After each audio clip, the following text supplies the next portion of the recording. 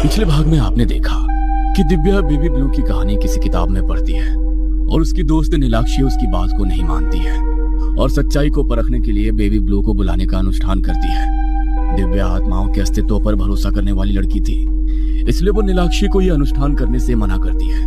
लेकिन नीलाक्षी दिव्या का मजाक उड़ाकर उसे झूठा साबित करने का वादा करती है। नीलाक्षी की जिद के आगे दिव्या हार जाती है और आधी रात को दोनों सहेलियां मिलकर बेबी ब्लू को बुलाने का अनुष्ठान करती हैं।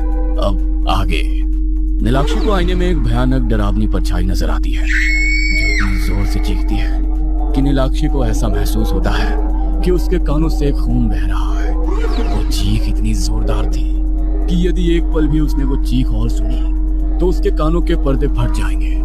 नीलाक्षी के मुंह से भी एक जोरदार चीख निकलती है और वो दोनों हाथ से अपने कान को ढक लेती है। Stop it! Divya lights on कर। I quit. मुझे नहीं करना ये। जल्दी से बाहर निकल यहाँ से। मंदिर में दीपक जला, हनुमान चालीसा चलाकर रख दे कमरे में।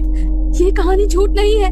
मैंने कुछ देखा, सुना, महसूस किया। मैं तुझे वर्ड्स में नहीं बता सकती यार, लेकिन कुछ तो था।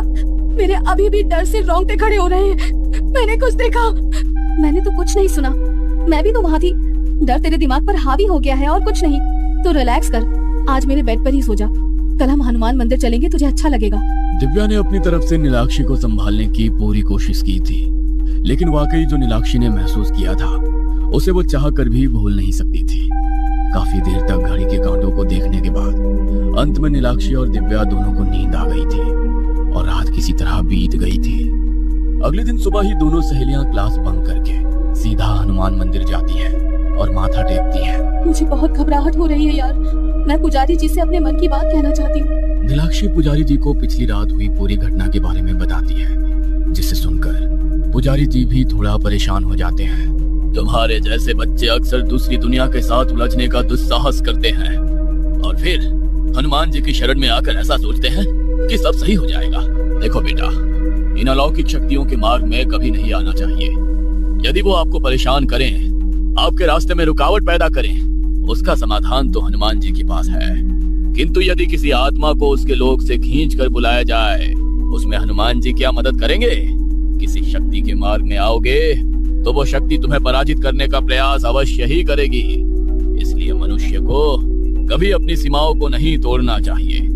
ईश्वर ने सभी के लिए अलग अलग लोक बनाए हैं, फिर तुम लोग क्यों मुसीबत को न्योता देते हो? आप ठीक कह रहे हैं, मुझसे भूल हो गई है बाबा। नीलाक्षी और दिव्या प्रसाद लेकर घर लौट आते हैं। पिछली रात जो कुछ भी हुआ था वो सोच सोच कर नीलाक्षी के मन पर डर हावी होने लगा था। पुजारी जी की बात सुनकर तो नीलाक्षी को अब पहले से भी ज्यादा डर लगने लगा था। सहेली के सामने चैलेंज पूरा करने की जिद में उसने शायद एक बहुत बड़ी मुसीबत को दावत दे दी थी। रात के 8 बजे का समय था। नीलाक्षी आंखें बंद करके अपने बिस्तर पर लेटी हुई थी। नीलाक्षी, 8 बज गए हैं, डिनर का टाइम हो गया। चल यार, डिनर करके आते हैं। मुझे भूख नहीं है यार, तुम चली जाओ। मेरा कुछ भी खाने को मन नहीं कर रहा। चल, तेरा मन नहीं है तो मैं भी नहीं जाऊंगी। दिव्या नीलाक्षी को नॉर्मल करने की काफी कोशिश कर रही थी। काफी देर तक वो नीलाक्षी के सर के ऊपर हाथ फेरती रहती है। तकरीबन आधे घंटे के बाद नीलाक्षी को नींद आ जाती है। रात के 9 बजे। नीलाक्षी तो सो रही है और शायद वो आज डिनर भी नहीं करेगी, लेकिन मुझे बहुत जोर से भूख लग रही है। समझ नहीं आ रहा करूँ तो क्या करूँ। अब तक तो मेस भी बंद हो गया होगा। ऐसा करती हूँ, नीचे जाकर मैगी खाकर आती हूँ। नीलाक्षी को कंबल उड़ाकर दबे पांव दिव्या कमरे से बाहर निकलती है और मैगी खाने के लिए गर्ल्स हॉस्टल के बाहर बनी मैगी की टपरी पर जाकर खड़ी हो जाती है। बस 5 मिनट में जल्दी जल्दी खा लेती हूँ। नीलाक्षी की नींद टूट गई तो खुद को अकेला देखकर फिर से घबराने लगेगी। दूसरी ओर जैसे ही दिव्या कमरे से बाहर जाती है, नीलाक्षी को किसी बच्चे के रोने की आवाज सुनाई देने लगती है। वो आवाज इतनी तेज थी कि नीलाक्षी गहरी नींद में होने के बाद भी चौंक कर उठ जाती है। नीलाक्षी चारों तरफ देखती है। दिव्या का कहीं अता पता नहीं था और वो कमरे में बिल्कुल अकेली थी। कमरे में तो कोई नहीं है, फिर ये बच्चे के रोने की आवाज कहाँ से आ रही थी? जरूर मैंने कोई बुरा सपना देखा होगा। खुद को समझाकर नीलाक्षी वापस से बिस्तर पर लेट जाती है। कुछ ही पल बीते होंगे कि एक बार फिर उसे किसी बच्चे के खिलौने की खटखट सुनाई देती है। नीलाक्षी घबरा कर उठ जाती है। नीलाक्षी डरते हुए खिड़की के पास जाती है और खिड़की खोलकर नीचे झांकती है। आसपास कहीं कोई बच्चा दिखाई नहीं दे रहा था। नजरों को चारों ओर दौड़ाते हुए वो वापस अपने बेड के पास आती है। तभी उसे एक बार फिर बच्चे के रोने की आवाज सुनाई देती है। ये आवाज तो बाथरूम से आ रही है। नीलाक्षी जानती थी कि उसके साथ कुछ बहुत अजीब घट रहा है, जो सच होकर भी सच नहीं है, लेकिन फिर भी वो बाथरूम में जाकर देखने से खुद को रोक नहीं पाती है। नीलाक्षी कांपते हाथों से बाथरूम का दरवाजा खोलती है तो सामने उसे एक औरत उसके बच्चे को गोद में लेकर बैठे हुए नजर आती है। बच्चा जोर जोर से रो रहा था और औरत उसे चुप करा रही थी। नीलाक्षी के दरवाजा खोलने की आवाज सुनकर वो बच्चे को नीचे लिटाकर उसकी ओर बढ़ने लगती है, जिसे देखकर नीलाक्षी रोते हुए बाथरूम से कमरे में आती है। ये सच नहीं हो सकता। कोई है, प्लीज कोई मदद करो। Divya. Baby blue, I did nothing. I am saying this to you. Baby blue. उस औरत की डरावनी आवाज सुनकर अब तो नीलाक्षी को ऐसा लग रहा था जैसे उसका पूरा शरीर बर्फ की तरह जम गया हो। वो अपनी जगह से हिल भी नहीं पा रही थी। धीरे धीरे उसे अपने शरीर पर कुछ रेंगता हुआ सा महसूस होने लगा। घबराकर नीलाक्षी ने अपने पैरों की तरफ देखा तो वहां का नजारा देखकर उसके होश ही उड़ गए। वो भयानक सी शक्ल वाला बच्चा धीरे धीरे उसके पैरों से रेंगकर उसके शरीर पर चढ़ने की कोशिश कर रहा था। उसके लंबे लंबे जानवरों जैसे नाखून थे, जिसके कारण नीलाक्षी को काफी चुभन महसूस हो रही थी। नीलाक्षी वहां से भाग जाना चाहती थी, लेकिन कोई शक्ति थी जिसने उसे जकड़ रखा था। अचानक नीलाक्षी को बाथरूम में कांच के टूटने की जोरदार आवाज सुनाई देती है और उसी के साथ वो बिखरे बाल और भयानक चेहरे वाली औरत किसी तेजी के साथ उसके नजदीक आ जाती है। उसके हाथ में कांच का एक टुकड़ा था जो पहले से खून से लथपथ नजर आ रहा था। वो औरत कांच के उस टुकड़े से नीलाक्षी के चेहरे और गर्दन पर एक के बाद एक कई सारे वार करती है और फिर जोर जोर से हंसने लगती है। नीलाक्षी जमीन में खून से लथपथ होकर गिर चुकी थी और तभी डेजी और बेबी ब्लू वहां से गायब हो जाते हैं। कुछ देर के बाद दिव्या डिनर करने के बाद अपने रूम में आती है। जैसे ही वो कमरे में आकर देखती है, कमरे का नजारा देख उसके होश उड़ जाते हैं। अंदर उसकी सहेली नीलाक्षी खून से लथपथ होकर जमीन पर पड़ी हुई थी और हर तरफ उसे बस खून ही खून नजर आ रहा था। एक पल को तो दिव्या का सर चकरा जाता है और वो वहीं जमीन पर बैठ जाती है। कुछ पलों के बाद दिव्या खुद को संभाल कर दौड़ते हुए नीचे जाती है और बाकी लड़कियों को नीलाक्षी के बारे में बताती है। कुछ ही देर में पूरे हॉस्टल में अफरा तफरी मच चुकी थी। पुलिस को भी फोन किया जाता है। पुलिस के लिए भी ये केस कम पेचीदा नहीं था। हॉस्टल में एंट्री गेट का कैमरा चेक करने पर पता चला कि कोई भी बाहरी आदमी अंदर नहीं आया है। जिस समय नीलाक्षी की मौत हुई थी, आप कहाँ थी? आप दोनों तो रूममेट के साथ साथ अच्छी दोस्त भी थी ना? सर, वो नीलाक्षी डिनर के लिए नहीं जाना चाहती थी और चूंकि वो काफी परेशान थी, इसीलिए मैं भी उसे अकेला छोड़कर आज डिनर के लिए मेस नहीं गई। लेकिन थोड़ी देर के बाद मुझे तेज भूख लगने लगी। नीलाक्षी सोई हुई थी तो मैंने सोचा जल्दी से नीचे जाकर कुछ खाकर आती हूँ। बस इसलिए मैं उसे कमरे में छोड़कर मैगी खाने गई थी। जब मैं लौट कर आई तो मैंने उसे फर्श पर पड़े देखा। इतना कहकर दिव्या फूट फूट कर रोने लगती है। बहुत गहरी दोस्ती थी सर दोनों में, सहेली नहीं बहनों जैसी थी दोनों।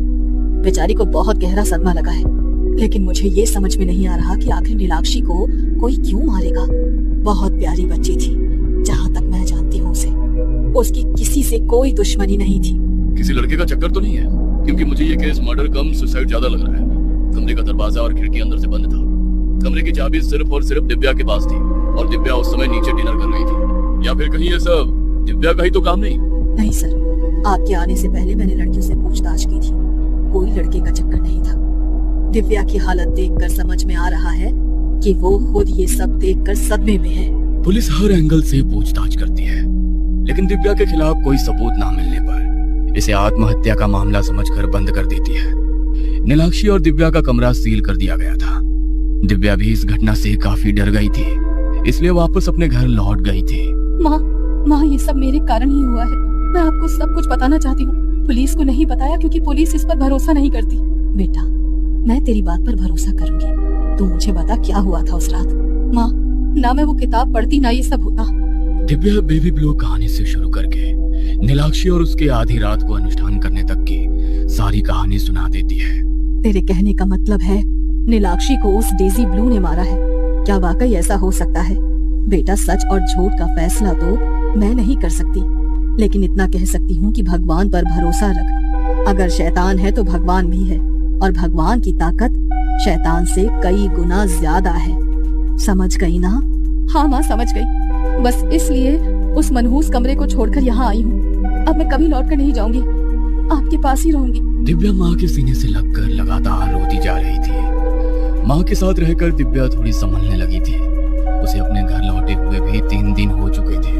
बेटा 10 दिन में तेरे फाइनल ईयर के एग्जाम है, थोड़ा पढ़ाई करने की कोशिश कर, उससे तेरा ध्यान अपने आप उन चीजों से हट जाएगा। ठीक है माँ, मैं आज अपने कमरे में सोऊंगी, रात को पढ़ाई करने की आदत है मेरी। दिव्या किताबें खोलकर पढ़ने बैठ गई थी। धीरे धीरे घड़ी के कांटों ने रात के 12 बजाए और उसी के साथ दिव्या की आंखें नींद से भारी होने लगी। किताबों को एक तरफ रखकर दिव्या बिस्तर पर लेट जाती है।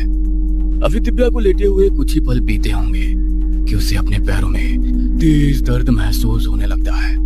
दर्द से चीखते हुए दिव्या कंबल उठाकर दूर फेंकती है तो देखती है कि एक बच्चा उसके पैरों को अपने बड़े बड़े खतरनाक नाखूनों से खुरच रहा है। बच्चे को देखकर दिव्या के मुंह से चीख निकल जाती है। कंबल फेंककर दिव्या बेड से नीचे उतरती है तो उसे किसी औरत के गुनगुनाने की आवाज सुनाई देने लगती है।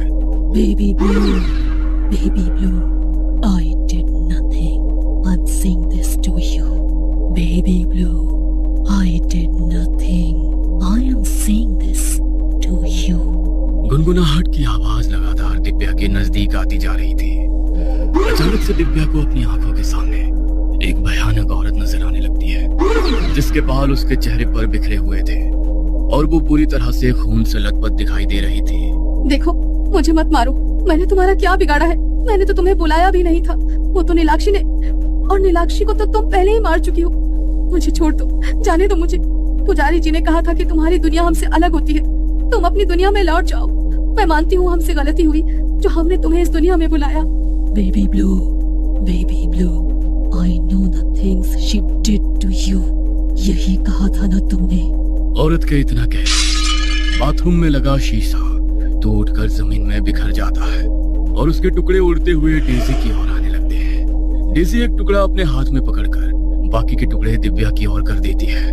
कांच के टुकड़े आकर दिव्या से टकराते हैं, जिनसे बचने की वो काफी कोशिश करती है। फिर भी कुछ टुकड़े उसके शरीर में धंस जाते हैं और उसके शरीर से खून बहने लगता है। डेजी कांच का टुकड़ा हाथों में पकड़े उसकी ओर बढ़ने लगती है। मैं जानती हूँ तुमने अपने बच्चे को कुछ भी नहीं किया था। तुम तो अपने बच्चे से बहुत प्यार करती थी। तुम्हें शायद किसी नेगेटिव एनर्जी ने पोजेस कर लिया था। तुमने तो खुद अपने बच्चे के गम में खुद की जान ले ली थी। I know you did nothing to him.